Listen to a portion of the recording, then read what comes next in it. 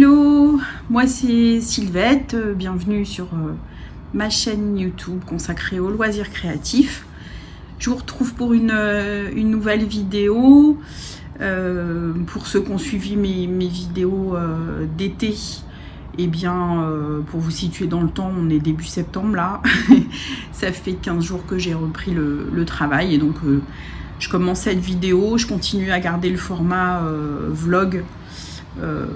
Ça va être plus facile en fait, je crois, pour moi de filmer des petites séquences plutôt que de faire des vidéos qui mettent voilà, quasi toute une journée à faire entre la prise, le montage, voire pas mal, voire plus. C'est un peu plus facile pour moi de faire comme ça. Donc j'espère que ça continuera à vous plaire. N'hésitez pas à me dire. Alors où j'en suis côté tricot, eh bien j'ai terminé mon Zelda crop top il y a une bonne semaine je pense maintenant, mais je l'ai toujours pas bloqué.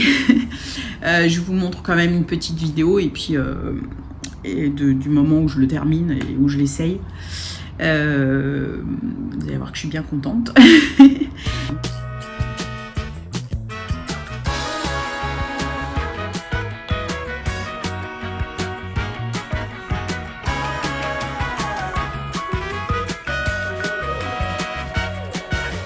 Du coup, j'ai encore en cours le brioche Alicius, le châle, et puis je commence un nouvel en cours qui sera pas pour moi. Je vais faire un pull pour ma filleule Louise. Coucou Louise, je sais pas si tu regardes, mais si jamais tu regardes, je te fais un gros coucou. Je t'embrasse bien fort. Donc on a discuté toutes les deux et elle a choisi que je lui fasse un Weekender Light de Andrea Mori.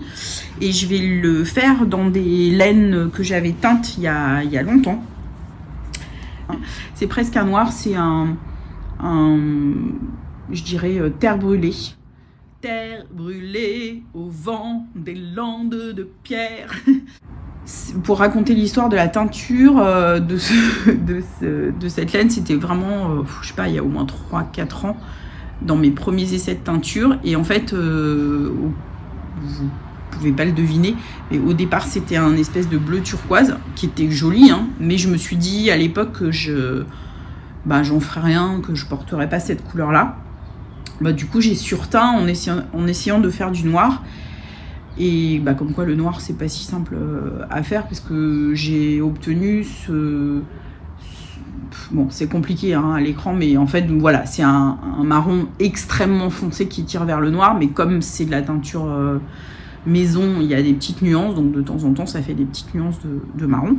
Donc voilà, je lui avais proposé dans les gammes de couleurs qu'elle souhaitait, je lui avais proposé 3 choix que j'avais dans mon stock et elle a choisi celle que j'ai teinte. Donc j'avoue que ça m'a fait plaisir.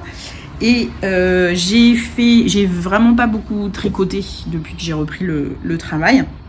Mais par contre, j'ai fait quand même un petit échantillon et je suis contente parce que ça correspond. Ça change des difficultés que j'ai eu cet été en termes d'échantillons avec notamment le top OJ et puis parfois d'autres projets. Là je suis toujours toute contente quand j'ai le bon échantillon, donc en 3,5.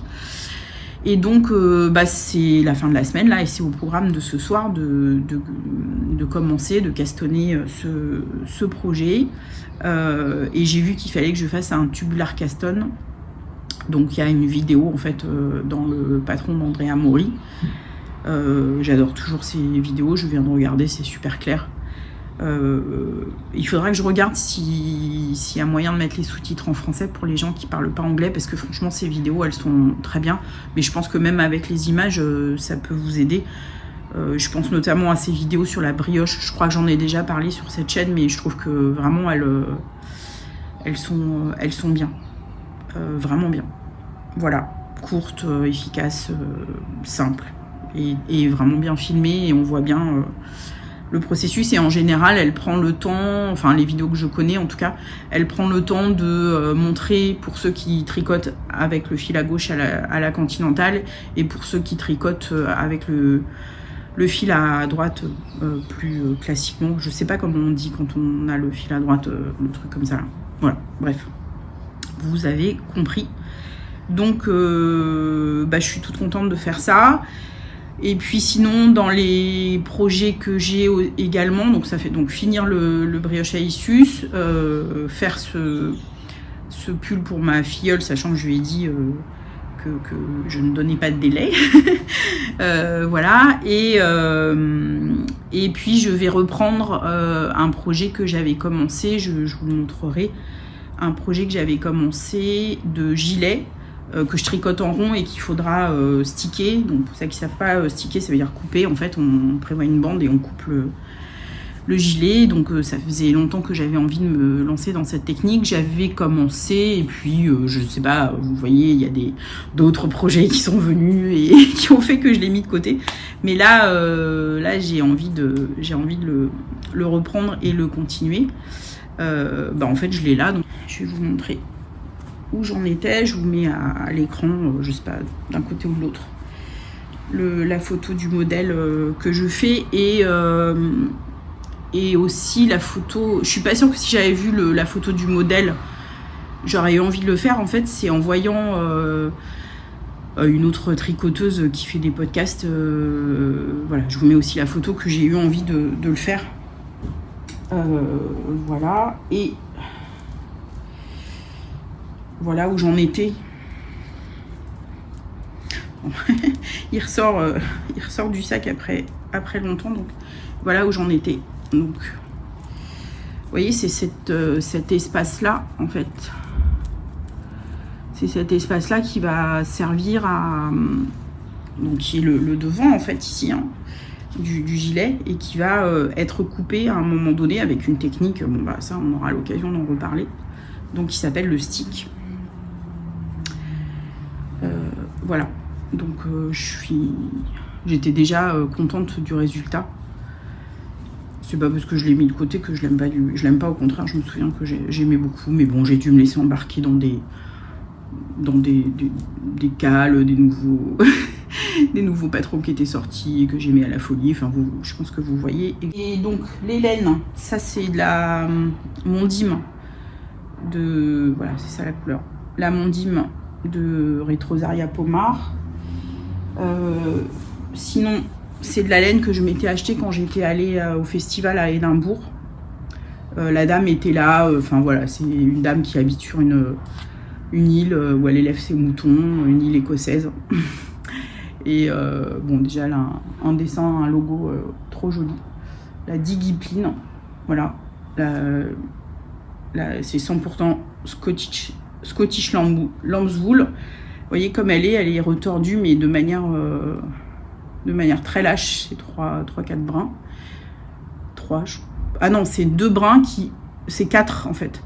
Ces 2 brins peu retordus et eux-mêmes étaient retordus un peu lâches. Ça fait comme une espèce de 2 espèces de chaînettes prises ensemble. Et c'est doux, c'est très très doux, vraiment très doux. C'est très agréable. Ça, non, c'est même pas sec. Non, c'est doux, c'est doudou. C'est doudou et tricoté. Ah bah attendez, j'ai l'échantillon. Je vais vous montrer l'échantillon. Tricoté, c'est très joli. Voilà, ça donne ça. Voilà, et la 3e couleur, je me souviens que je l'avais pas, et c'est ma copine Marianne Liliosa qui m'avait dit pourquoi tu teins pas. Et effectivement, donc j'avais teint de la Highland. Vous voyez pas bien la couleur, en fait c'est un vert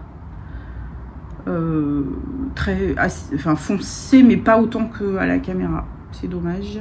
Et bon, j'arrive pas. Il n'y a pas une lumière géniale. Je vous le de toute façon, j'aurai l'occasion de vous le remontrer dans mes vidéos. Et donc c'est voilà une laine que j'ai teinte et ça donne ça.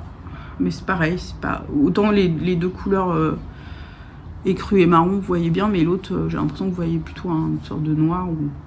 Et en fait, c'est un joli vert avec des nuances aussi, puisque c'est teint à la main, mais c'est assez foncé.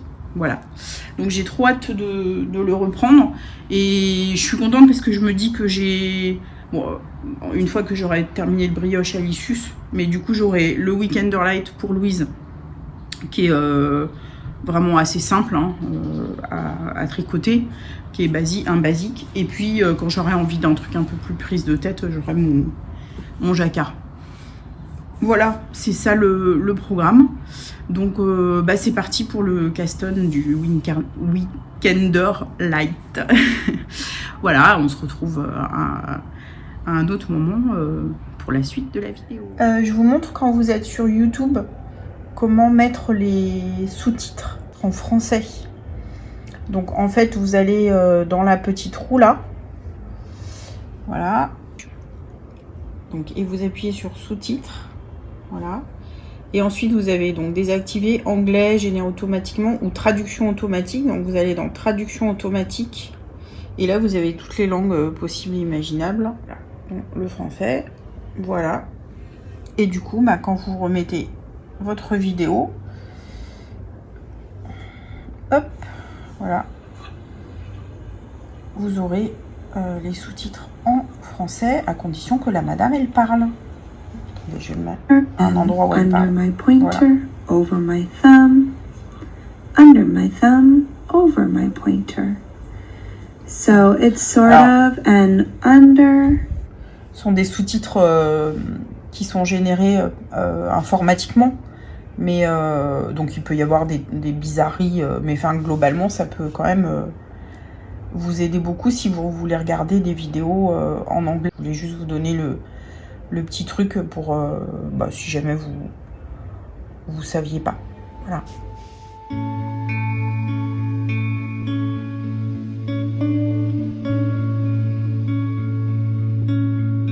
For pearl stitch, you're gonna come under your pointer finger yarn and over your thumb and rotate it around, and that's a pearl. For your knit stitch, you're gonna go under your thumb, over your pointer, and that's a knit. And do you see how we have a little pearl bump right there for our pearl? C'est la première fois que je tricote du foncé comme ça. Toc. Allez. Je vais mettre plus de lumière. C'est horrible le noir là. On m'avait dit mais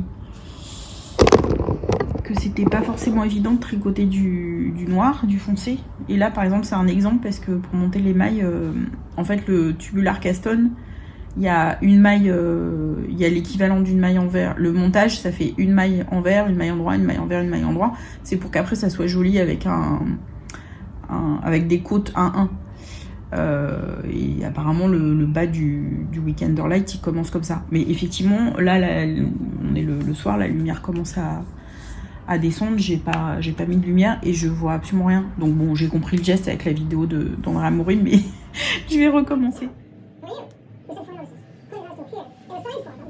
Bon, vous savez quoi, j'abandonne le tubular caston. Je me souviens qu'il y a très longtemps j'avais déjà abandonné. En fait ça vrille vachement et honnêtement j'ai pas la patience là.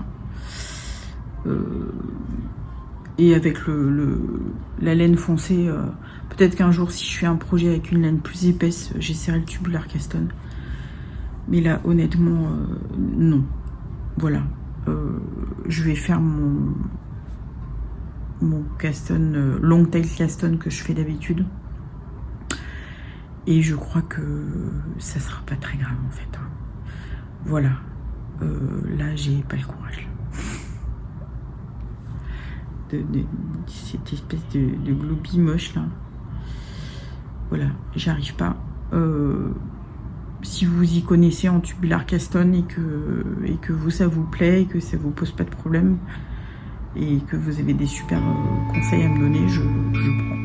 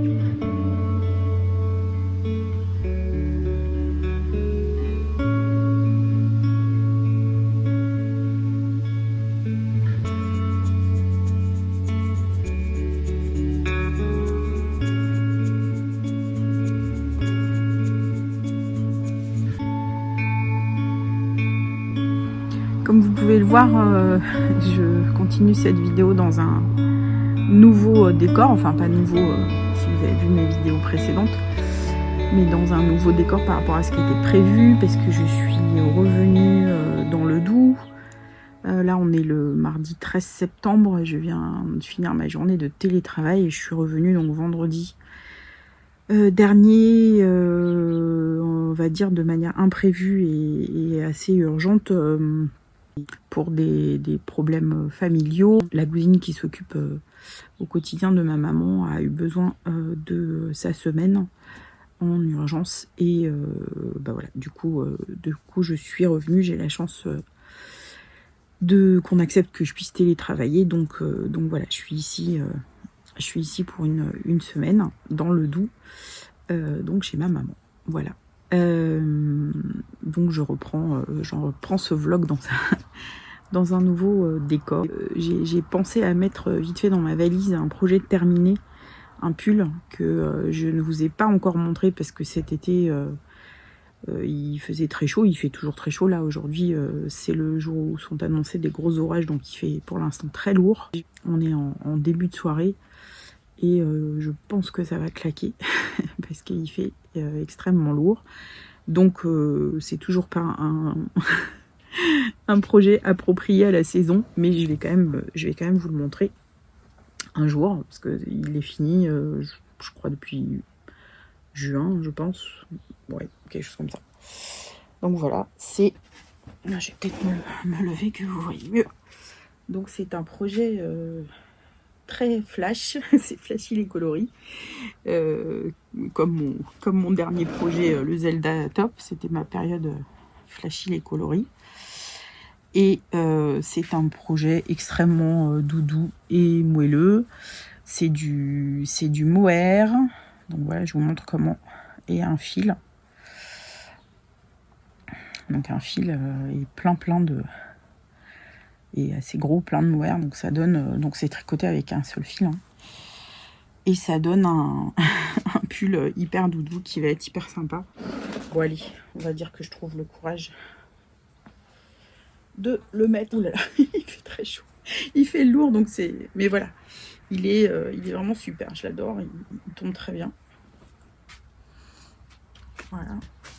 Je l'ai fait dans le cadre du CAL Kitsch Party qui avait été organisé donc au printemps dernier au Sofiana, Sautricot Création. Si vous la connaissez pas, je vous recommande ses vidéos, son compte Instagram et tout ce qu'elle fait. Elle est hyper créative, inspirante et pétillante. Voilà, et donc j'ai fait ce pull dans ce cadre-là et j'avais la laine en fait et le patron depuis un moment parce que c'est en fait avec Marilyn qui est une autre tricopine afro-bohémianite sur Instagram. On avait repéré ce pull. C'est en fait le pull d'une marque donc qui s'appelle Moheria et qui vend donc cette laine. Et donc il y avait ce patron qui était fait mais qui était j'arrive pas à me souvenir. Je crois qu'ils sont norvégiens.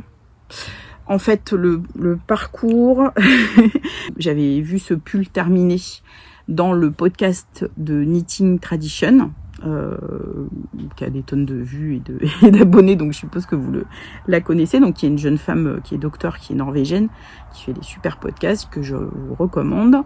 Surtout que maintenant, vous savez mettre les sous-titres, vous n'avez plus aucune excuse, c'est en anglais. Donc elle avait fait ce pull dans des jaunes parce qu'en Norvège ils font des pulls de Pâques, c'est rigolo. J'ai de la buée, j'ai tellement chaud que j'ai de la buée sur mes lunettes, ceci j'en ai pas besoin de mes lunettes. Donc je disais là-bas ils font des pulls de Pâques comme les Anglais et les Américains font des pulls de Noël, eux ils font des pulls de Pâques. Mais le problème est que le patron il était en norvégien. On les a contactés, on leur a demandé si c'était possible de nous le traduire et voilà. Ils l'ont fait, on a acheté les laines et on a reçu le patron traduit. Enfin, c'est vraiment un pull hyper basique. Il est du bas vers le haut. C'est la première fois que je faisais un pull bottom up, donc du bas vers le haut. Je sais que la grande majorité des tricoteuses préfèrent les pulls qui commencent par le haut et descendent vers le bas. Top down. Moi, j'avais fait que des top down jusqu'à présent. Et donc, je me demandais, et en fait, je sais pas, ça m'a pas troublé plus que ça, à vrai dire. Parce que ce que disent les personnes, c'est qu'on peut pas l'essayer, mais bon, on le met quand même contre soi, enfin, on voit quand même la hauteur. Bon, bref, moi, franchement, ça m'a pas chagriné plus que ça. J'ai juste resserré remonté un peu plus là le col et resserré parce qu'il était à mon goût un peu trop évasé. Donc là il est bien comme ça. Voilà, et les manches je les ai laissées comme elles étaient, donc c'est très doudou, oversize. C'est d'une douceur vous pouvez même pas imaginer. Vraiment quoi. C'est pas que doux, en fait, c'est moelleux. Alors bon, à part évidemment pour les gens qui sont allergiques au mohair, mais c'est d'un moelleux. Donc quand il va faire froid, et en même temps, c'est ultra léger. Donc ça, c'est vraiment génial. Donc écoutez, j'ai eu des petits doutes pendant que je tricotais sur les coloris. J'avais en tête de faire un truc rose et orange. Je voulais mélanger du rose et du orange. Bon, voilà.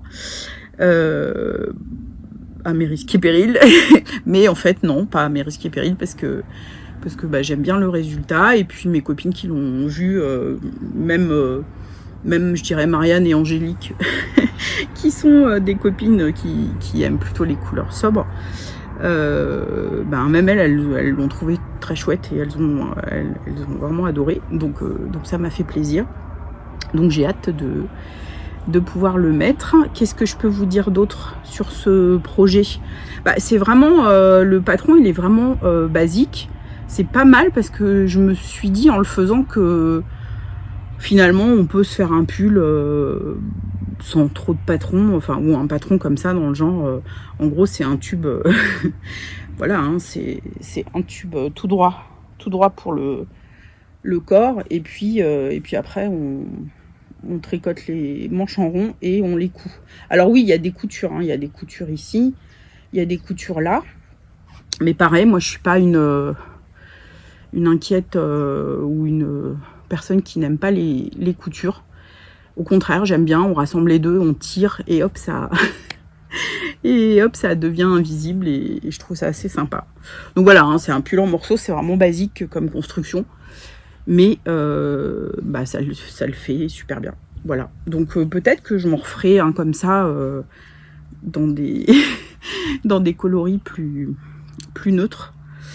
Ou alors j'aimerais bien aussi dans ces laines là comme ça très doudou un gilet hyper simple uni a priori.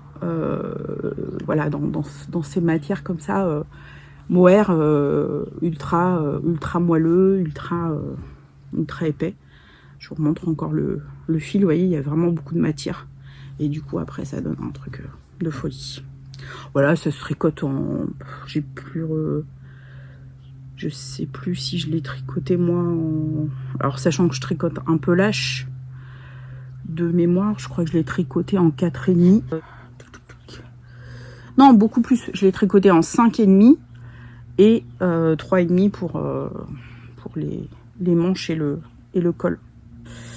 Voilà, et sachez que je l'ai rallongé aussi, parce que la version, voilà, pendant que je l'ai, du coup je peux vous montrer, la version originale elle est plus courte, voilà, elle est comme ça, la laine, elle s'appelle African Love, elle se présente, j'ai pas amené de pelote, mais voilà, je vous la montre, elle se présente comme ça. Au début je voulais mettre du bleu, et en fait je me suis calmée avec 3 couleurs.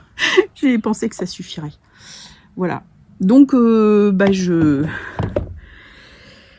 pense que je clôt ma période flashy les coloris. Qui pique les yeux pour l'instant. Et que je vais passer à des couleurs un peu plus sobres. Mais moi, j'aime bien. J'ai des goûts très, très variés. Et aujourd'hui, je suis encore en coloris flashy.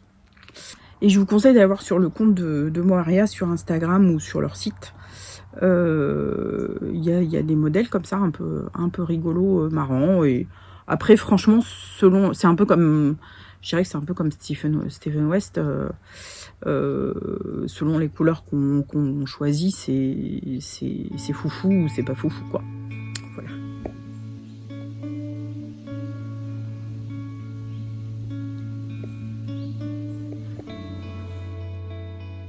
Oula, il est spécial celui-là.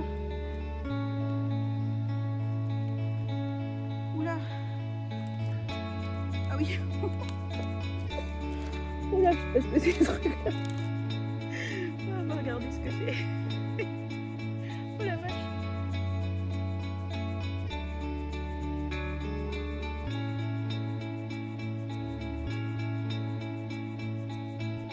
Ils sont carrément bleus, gris. Ça donne pas envie non plus. Hein. Un autre truc que j'adore faire et que je trouve sous-côté de ouf, c'est la lecture à voix haute. En fait, depuis quelques temps, mon copain me fait la lecture à voix haute. C'est arrivé à un moment où franchement, j'étais un peu au fond du trou, Mathilde Jalot. Et il m'a proposé comme ça, il m'a dit, mais est-ce que tu veux que je te lise un truc? Et en fait, ça m'a trop calmée sur le moment. Et on a tendance à le refaire assez régulièrement, un peu à l'heure du coucher, en fait, comme pour les enfants. Mais je vois pas pourquoi on a arrêté de faire ça. Je vois pas pourquoi ce serait réservé aux gosses, hein, d'avoir sa petite histoire avant de dormir. Moi, j'aime bien. Et donc, on s'est mis à faire ça.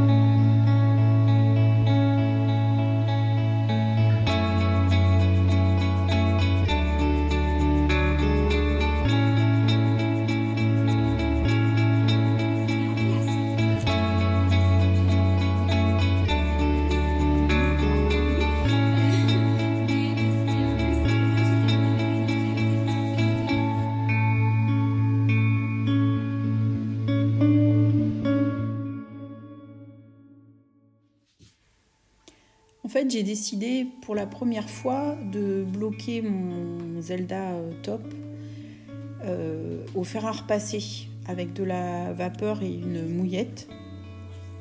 Donc là, j'épingle pour essayer d'étirer, vous savez, si vous avez vu mes vidéos précédentes, que cette partie-là, avec les rangs à 3 couleurs, était un peu serrée, que j'ai réussi à bidouiller pour m'en tirer, mais donc un autre bidouillage et que je tire un peu au blocage de manière uniquement sur cette partie-là, voilà, de manière à l'étendre, à la rendre souple au maximum.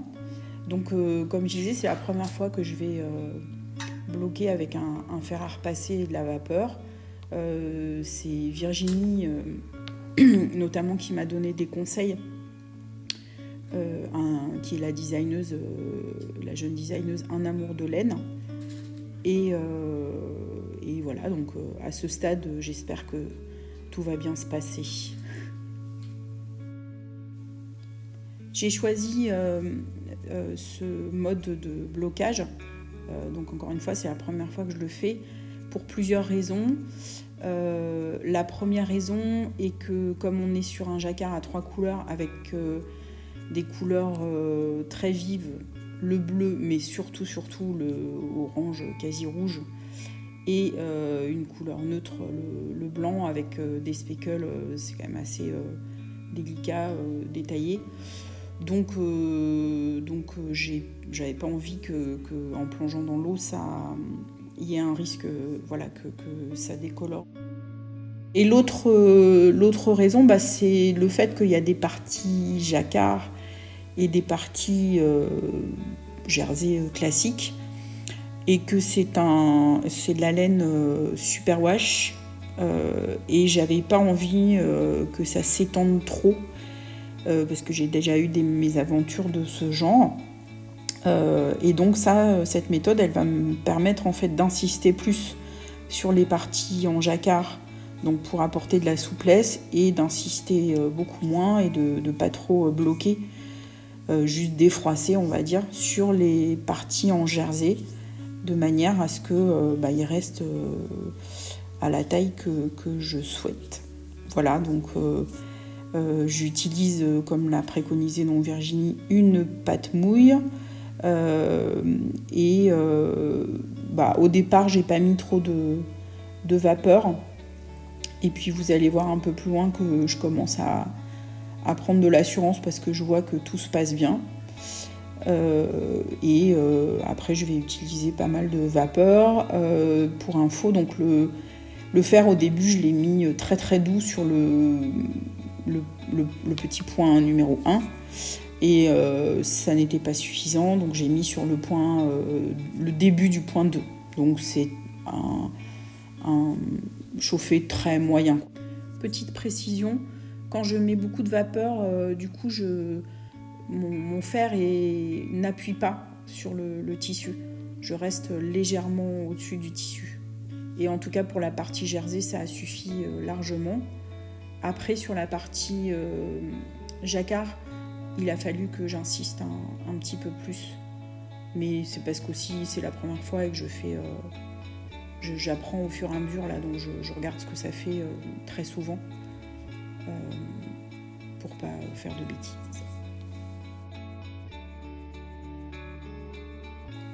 Voilà, j'arrive sur la fin du blocage et vraiment je suis très satisfaite, c'est exactement ce que j'imaginais. Donc c'est une méthode que j'utiliserai volontiers de nouveau pour d'autres projets futurs. Et notamment le jacquard ou quand il y a des couleurs qui risquent de déteindre sur d'autres.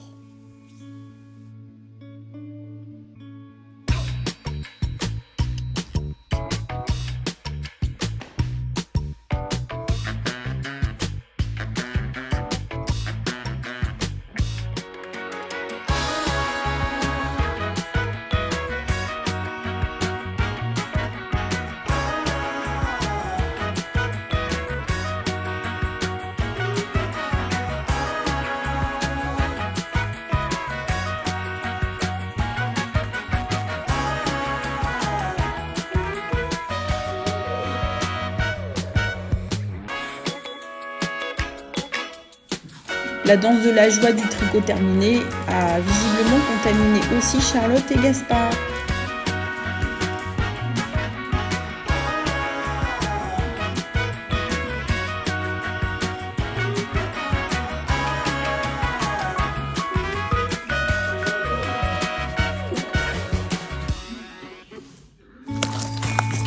Merci beaucoup d'avoir partagé ce moment avec moi. Gaspard et moi, on vous dit à très bientôt pour une prochaine vidéo.